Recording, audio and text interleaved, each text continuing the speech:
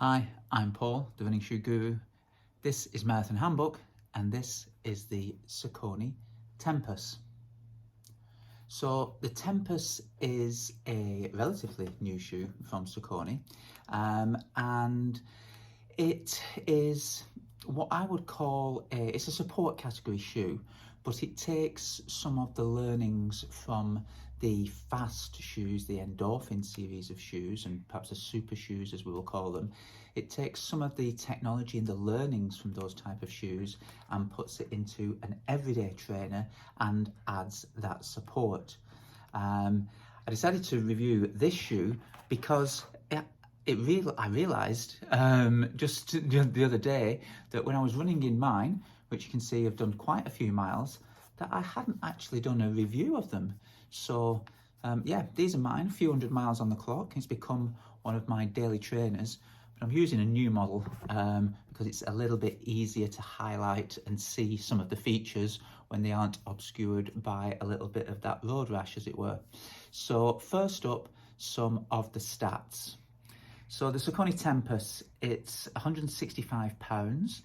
The heel drop is 36.5 in the heel and 28.5 millimeters in the forefoot. So we've got an 8 millimeter drop.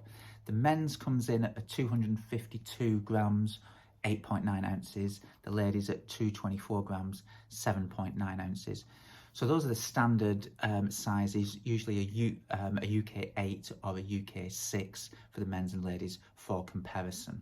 So a relatively light shoe for one that offers a lot of cushioning and support. I think particularly in that support category, because usually the elements of the shoe, medial post and such like, that contribute to the support usually add a little bit more weight. Cushioning in this shoe comes from Saucony's Power Run PB foam.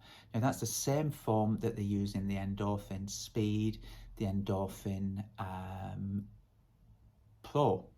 I was going to say the Elite as well, but that's a slightly different form. So the Power Run PB is the original super foam that Saucony have been using for a few years. So it's light, it's got a high energy return feel to it, it's got a springy-like property to it as well.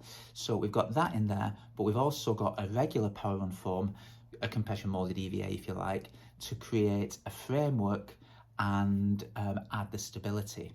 Now, particularly on the medial side of the shoe, if we close up here, you can see this framework through here, the medial side sitting under the arch. You've still got the Power Run PB in the heel and running through into the forefoot. So you get the soft feel, highly absorbent on impact, and you can see it's straight across in the heel here. The lateral side, more of the exposed Power Run PB. So as the foot lands on the heel, it strikes, it soaks it up. As it rolls inwards, this framework, contoured framework through the arch of the foot, provides a little bit of support on the medial side, and that keeps the foot in a more neutral position. It works very effectively. It's a very smooth riding shoe. You do notice, if you're used to wearing a support type shoe, obviously you'll be heading this way anyway for this category of shoe, but it's not an overwhelming kind of rigid support. It is very runnable, very smooth riding, and I would go as far as to say that even if you didn't normally wear a support type shoe, you could wear this shoe and still get away with it. It's got a little bit more structure, general stability, and that makes it good for longer runs. It just keeps a hold of the foot. At the same time, that Power Run PB, having that energy return type feel that you've got from, like if you've had the Endorphin Speed or the Endorphin Pro in particular, you can feel that kind of that bouncy, springy toe off, that energized ride if you like, and you still get that in a nice stable fit. So for me, a great everyday shoe, as you can see from these. Put quite a few miles in them as well. Durability is really good. Get a close up there. Very little, you can see the exposed part of the foam. It picks up the dirt, and the dirt kind of tends to grind into it a little bit, but very hard wearing as well. And it's, still going strong. I'm still reaching for these shoes every day for those steady runs. clearly got to the point where I'm not bothered where I take it now. So we've seen a bit of mud.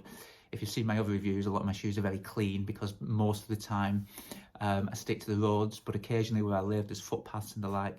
So when a shoe's a little bit older, I don't care as much about getting it dirty. So, but still going for this shoe, and still holding up very well.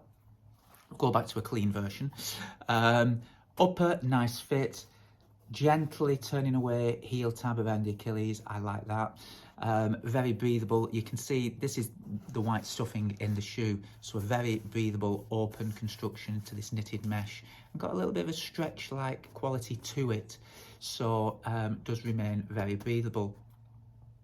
Other than that, you know, we've got the support straps in here wrapping into the midfoot, holding it securely in place. But all round, a very stable, supportive, but energised ride. And for a shoe of this category, it is that energised ride and that responsive feel that really does make it stand out. So yeah, give it a try. Hope you like it. Leave your comments below, and if you have any questions, any shoes that you'd like to see reviews of going forward, comment below. Remember to follow the page, and yeah, the Saucony Tempus. Give it a try.